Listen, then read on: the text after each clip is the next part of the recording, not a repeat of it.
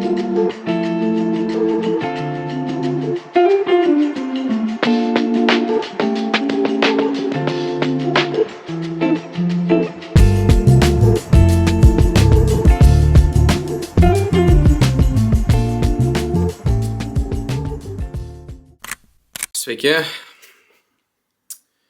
Jo, turėjau kažkaip pradėti nuo ryto filmuoti, biškį papasakoti, įsivažiuoti visą dieną, bet kažkaip kūriau savo naujam video logo.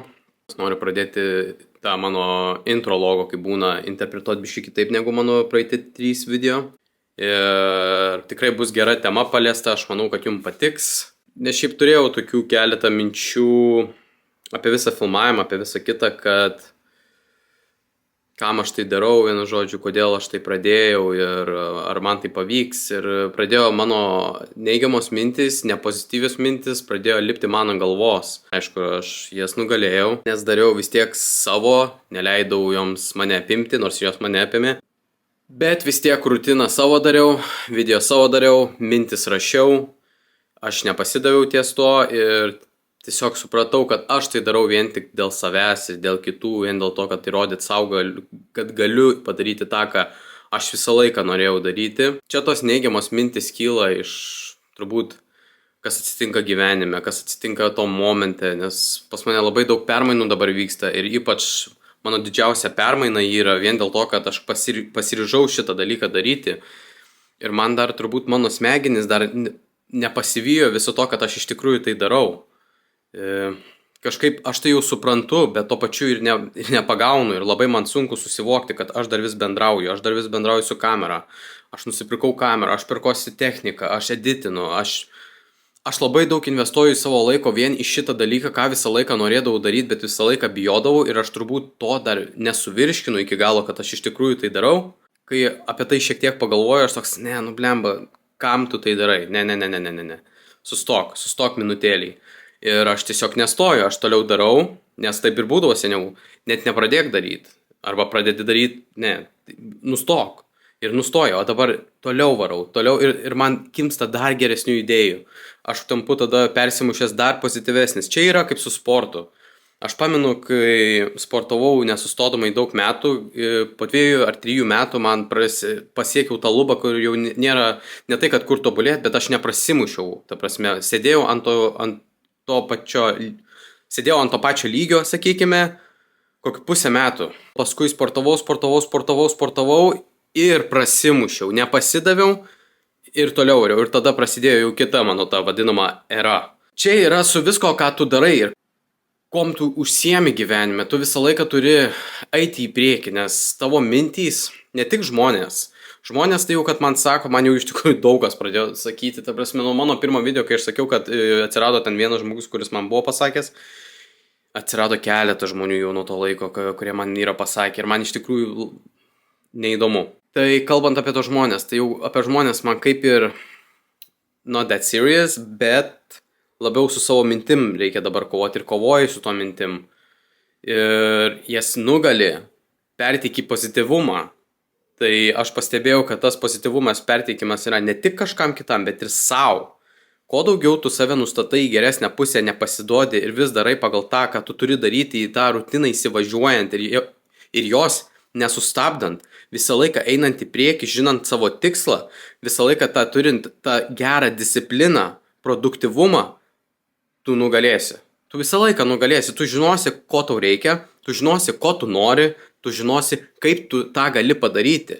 Ir tu išsiaiškinsi visą laiką, nes visada, jeigu tu ieškai, tu randi. Tai tą aš pastebėjau, tas yra labai cool ir žiauri kietai.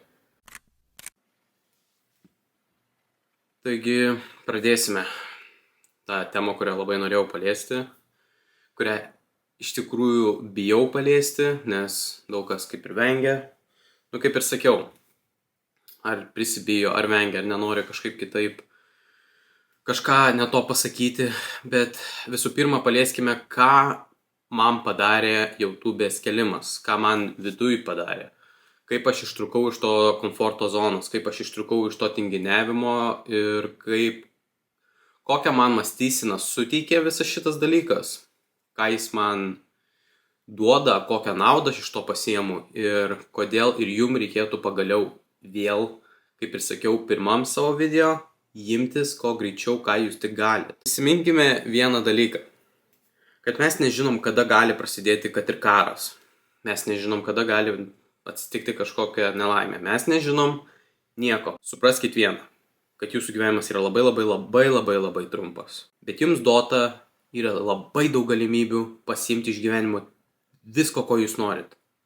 Viską, ką jūs galit ir visko, ko jums reikia. Tai procesas bus ilgas. Dalykai nėra pastatomi per vieną dieną. Aš jums siūlau imtis ko greičiau visko, ko jūs tik norite, viską, ką jūs galite. Nes prisiminkit, kad nėra nieko jums neįmanomo. Viskas yra įmanoma, tik reikia norėti. Nes kad iš tikrųjų padaryti, tai jums reikia padaryti. Jeigu jūs pasakėt, kad darysit šitą dalyką, tai jūs imat ir darot šitą dalyką. McGregoras labai yra gerai pasakęs. Jeigu tu pasakei, kad šitą laiką eisi sportuot, eini šitą laiką sportuot. Jeigu tu pasakei, kad darysi šitą valandą šitą dalyką ir eini daryti šitą dalyką, neatidėliok. Nes jeigu atidėlioji, bent vienai minutę atidėlioji, tu ir to nepadarysi. Aš bandau dabar gyventi su tokiu mindsetu. Jeigu aš nusistačiau, kad 1 valandą arba 2 valandą, aš kiekvieną dieną, tarkim, jeigu einu sportuot, aš nusistatau, kada aš eisiu sportuot. Sakykime, 1 valandą. Ok, gal atidėliokime iki 2 valandos? Nu, ok, atidėliojame iki 2 valandos. Bet prisiminkite, kad aš sakiau 1 valandą, prisiminkite. Tada ateina 2 valanda, o gal ant 2:30, nu gerai, ant 2:30. O ant galo vakare jau ateina 8 valanda, aš toks, o blemba, visiškai nesuspėjau padaryti tą, ką aš blemba visą laiką tą dariau. Gal aš kažką skaičiau, ok, tu tobulėjai, tu kažką darėjai. Bet jeigu aš pasportavau 8 valandą vakare, nors aš sakiau, kad pasportuosiu 1 valandą, aš feilinau dieną. Reiškia, aš nepadariau to, ką aš pasakiau, kad padarysiu, nes aš padariau kitaip.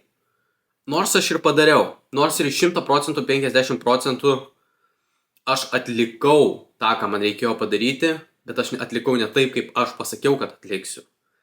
Ir aš noriu gyventi su tokiu mindsetu, jeigu aš pasakiau, kad padarysiu taip, aš ir noriu padaryti 100% taip, o ne kažkaip kitaip. Tai reiškia, kad jūs turit nusistatyti taip, kaip jūs norit daryti. Be tinginiavimo, be kažkokių vaidmainiavimo, be kažkokių nukeldinėjimo, imat ir darot. Jeigu jūs norite, pavyzdžiui, nedirbti kažkokioj vietoj, bet jūs vis tiek dirbate, kompleinina dėl to. O paskui, jeigu kažkas pasako kažką tais, kad blema, va, aš noriu šitą daryti ir aš noriu pasiekti šitą. Ir kitas žmogus sakys, baik tu juokus, ką tu čia nusišneki, dirb tik tais. Tu dirbi nemėgstamoj vietoj, čia jau vienas dalykas. Tu kompleinini apie šitą dalyką kiekvieną dieną, toliau eini į tą vietą ir tu žmogui drįsti sakyti kažkuriam, kuris pasakė, kad maždaug aš noriu išeiti iš čia, aš noriu kažką pasiekti, aš noriu kažką padaryti, aš noriu kažką pastatyti, aš noriu kažką sukurti ir tu man sakai, nenusišnekėk, eik dirbk. Kuris iš mūsų yra tas, kuris neteisingai kalba? Mano atsakymas taip aiškus. Tai ką man davė YouTube'ės kūrimas? Man davė discipliną, rutiną iš to, kad aš kažką darau. Iš to, kad aš kažką kuriu, iš to, kad aš tobulėju. Nemaišykime sėkmės su sunkiu darbu, aišku. Aš kaip noriu pasakyti galbūt labiau tai, kad jiem ne tai, kad sekasi, arba tiem žmonėm, jie tiesiog sunkiai dirba ties to, jie tą daro, jie tai padaro, nes jie tą nori daryti. Tai tas pats man ir čia, kad aš daug čionais neturiu kažkokių sekėjų, aš daug neturiu tenais peržiūrų. Bet gale dienos tas, kas man sako to nedaryt, arba tas, kas sako, kad man neišeis, arba tas, kas sako, kad čia yra visiškas waste of time, jūs esat neteisus, jūs esat siauro mąstymo ir jūs nedarot, bet aš darau. Tai čia tik tie, kurie, sakykime, heitina, arba heitintų, arba heitins. Tai aš kaip ir sakiau pirmam video, čia buvo mano svajonė visą laiką tai daryti.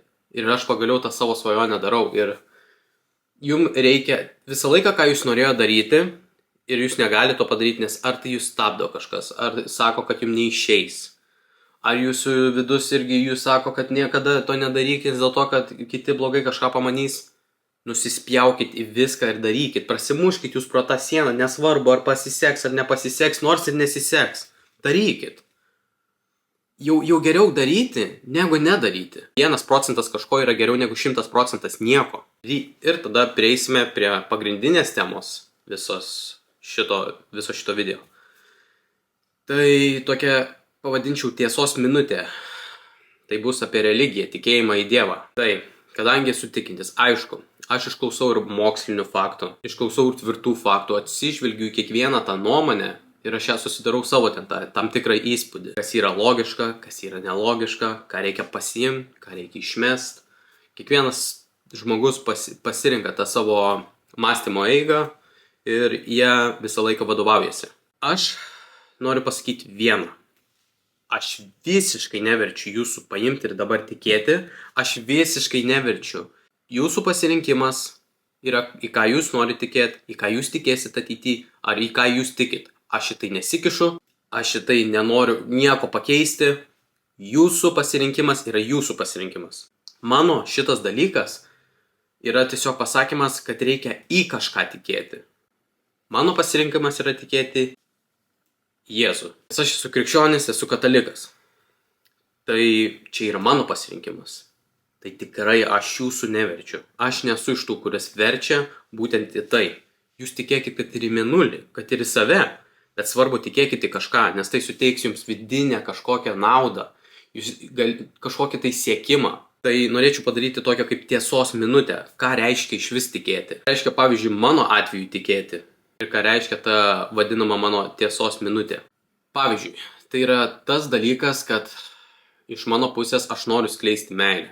Aš noriu skleisti pozityvą. Aš noriu skleisti vien tik geras emocijas jums. Padėti žmonėms nedaryti tam tikrų dalykų, kurie jie neturėtų daryti. Bet tada paima ir netyčia padaro. Sakykime, čia tokia kaip metafora. Ir tai nėra, kad tu turi būti tobulas, kad tu gali būti tobulas, nes realiai kaip iš mano pusės tikėjimo, tobulas buvo tik tais Jėzus. Bet iš savo pusės, kaip mūsų visuomenės, tai mes atsižvelgiam ir mes ieškom ir turim ieškoti informacijos visą laiką ties tam tikrais dalykais, kas galima, ko negalima. Jūs turite susidaryti tam tikrą nuomonę, jūs susidaryti tam tikrą apmąstymą, ar tai galima. Kokia jūsų toliau eiga bus ir kaip jūs tą paimsite ir panaudosite ant savęs arba ant kito, sakykime. Mano skleidimas meilės, šypsenos ir geros energijos ir apskritai visko yra iš to, ką aš tikiu ir iš to, ką aš esu patyręs pats kaip 24 metų asmuo, nors ir tai nedaug, bet vis tiek pakankamai patyriau. Daugelis tam tikrų žmonių gyvenimų tikrai nežino. Ir iš to, ką patyriau iš kitų žmonių, reflektuojant į kitus žmonės, į jų elgesį, sprendimus gyvenimu, žiūriu, kaip jie mąsto, gyvena, kalba, daro. Nes piktų žmonių yra labai daug, o pozityvų yra labai mažai. Tai iš vis norėčiau sukurti tokią bendruomenę kaip ir komandą, kur yra pilna pozityvo, pilna šypsenos, pilna geros energijos ir su ja nugalėti neapykantą. Mano žinutė būtų jums tokia. Bandykite atsirinkti tai, ko jūs norite kaip asmuo. Kaip žmogus, ilgalaikiai gyvenimo ateities perspektyvoje. Kas yra gera, kas yra bloga, kas bloga išstumti, kas gera pasiimti. Daryti tam tikrus gerus dalykus, apie juos apmastyti ir eiti tik su gera intencija. Netgi siūlyčiau jums tikėti meditacijas, kaip aš savo praeitam video sakau, meditacijos. Bandykit šitus dalykus, nes jie yra labai reikalingi jūsų kūnui, jūsų vidiniai sielai. Jums reikia ne tik tobulėti protui, bet ir vidiniai sielai. Tobulinkite, stiprinkite viską, ką galite su savo kūnu. Kūną, protą, sielą. Visi šitie 3 dalykai bus ištobulinti, sustiprinti, jūs būsite, patikėkit, koks stiprus žmogus. Nepamirškit, kad meditacijos nėra kaip per filmus, kad atsisėdate, padarote, iškart viskas pasikeičia. Jūs turite tą norėti, jūs turite įdėti darbo į tai, nes meditacija irgi yra mokslas, į kurį turite įdėti daug pastangų, išmokti, labai gerai atlikti. Tai yra praktika, tai yra laikas, bet tai yra nuostabus dalykas. Yra tikrai visokių Google straipsnių, yra visokių video, kas galėtų jūs išmokyti ir iš kur pasiimti tai.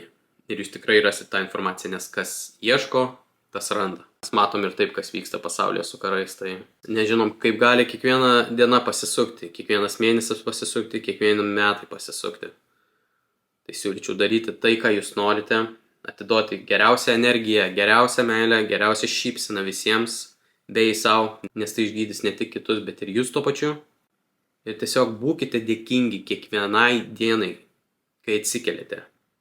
Būkite dėkingi savo draugams, savo tėvams, kas turite juos, ar globėjus, ar dar kažką. Dėkingi už kiekvieną dieną, dėkingi, kad galite kalbėti, dėkingi, kad galite pavalgyti, dėkingi, kad turite stogą virš galvos. Mes niekada negalime žinoti, kaip gali viskas greit pasikeisti. Siūlau tiesiog paimti ir daryti. Kiekvieną savo norą, kokį jūs visada norėjote daryti. Išpildykite savo svajonę, pradedant, kad ir šiandien, kad ir po šito vaizdo įrašo. Kad jeigu nors ir jūs žiūrite šitą vaizdo įrašą naktį, paimkite, atsisėskite, pasijungkite kompą. Pradėkite, rašykite savo mintis, ką jūs norite atlikti, kaip jūs tai atliksite. Neturit kompo, paimkite užrašų knygelę, paimkite tušinuką, rašykite, kaip jūs tai atliksite. Visą laiką eikite į priekį. Jums tiesiog reikia gerą energiją susikurti savo. Prisiminkite, kad bloga rutina žudo gerą energiją jumyse. Jums reikia susikurti gerą rutiną. Kiti žmonės tingi atsikelti net išsivalyti dantis. Čia jau yra bloga rutina. Atsikelkite, pasijunkite gražią muziką. Išsivalykite dantis, apsiprauskite, pasidarykite kavos, pažiūrėkite į lauką. Pagalvokite mintise, ko jūs norite. Padėkokite. Atsisėskite, susikaupkite. Kaip ir sakiau, paimkite kompą ar užrašų knygelę, pradėkite rašyti. Ir viskas jums susidėlios. Viskas nėra taip blogai, kaip jums atrodo. Bet jeigu jūs nesieksite to, ko jūs norit, o tada tikrai bus blogai. Nes jūs visą laiką įstriksite toj pačioj vietoj, kokioje esate. Būsite siauro mąstymo, nepalaikysite niekada žmogaus, kuris nori kilti, bet tas žmogus, kuris nori eiti į priekį, jis nepasiduos tam. Nes pasaulis nėra toks, koks jis įeina į mus. Pasaulis yra toks, koks jis išeina iš mūsų. Prisiminkite šitą. Būkite pozityvūs ir susitiksime kitame video.